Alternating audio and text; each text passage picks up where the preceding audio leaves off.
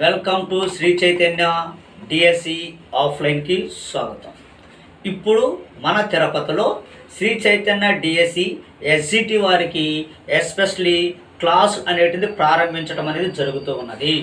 మన సంస్థ ఇప్పుడు మ్యూజిక్ కాలేజ్కి ఆపోజిట్ కళ్యాణ్ జ్యువెలరీకి బ్యాక్ సైడ్న మన సంస్థ అనేది ఉన్నదనే విషయాన్ని అభ్యర్థులు గుర్తించవచ్చు.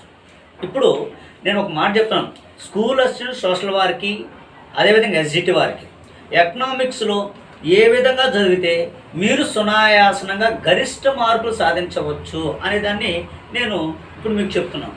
సపోజ్ మనకు మొదటి యూనిట్లు ఏముంది, ఆర్థిక వృద్ధి ఆర్థిక అభివృద్ధి అన్నమాట.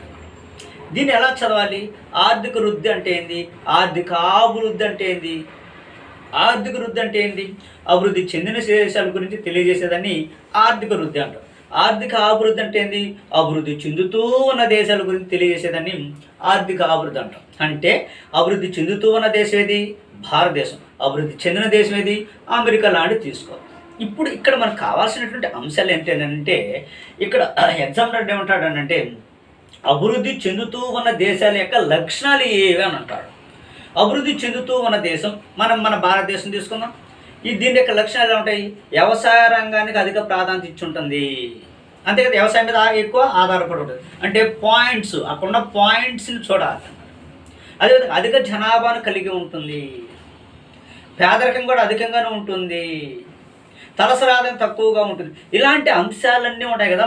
ఆ పాయింట్స్ అన్నీ కానీ మనం తీసుకుంటే అది మనకు కంటెంట్ ప్రశ్న అవుతుంది. అంతేగాని ఉన్నాయి కదా ప్రశ్న అని చెప్పేసి ప్రకారం చదువుకుంటూ ఆడే కూర్చుంటే పుణ్యకాలం అక్కడే గడిచిపోతుంది. అదేవిధంగా అభివృద్ధి చెందిన దేశం గురించి ఎలా చదవాలి మనం? అభివృద్ధి చెందిన దేశాల యొక్క లక్షణాలు చదవాలి. ఓకేనా?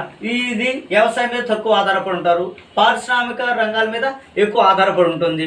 అక్కడ ఉన్నటువంటి పేదరికం అనేది ఏ విధంగా ఉంటుంది? పేదరికం అక్కడ అని అంటే ఇలాంటి సింపుల్ ప్రశ్నలన్నీ కూడా మనం చదువుకుంటూ ముందుకెళ్ళాలి. ఓకేనా? ఇలా చదివితే ఎకానమీకి ఈజీ.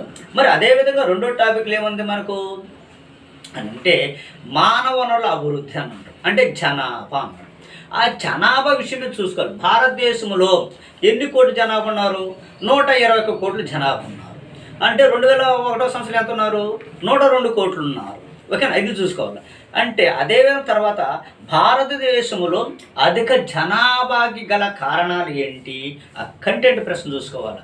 అదేవిధంగా మనం చూసినట్టయితే జనాభా వల్ల కలిగే నష్టాలకు సంబంధించి కొన్ని నష్టాలు, జనాభా అధిక జనాభా అయితే కొన్ని నష్టాలు ఉంటాయి. ఆ నష్టాల మీద కొన్ని కీలకమైన పాయింట్స్, ఆ పాయింట్స్ని కంటెంట్గా తీసుకుంటారు.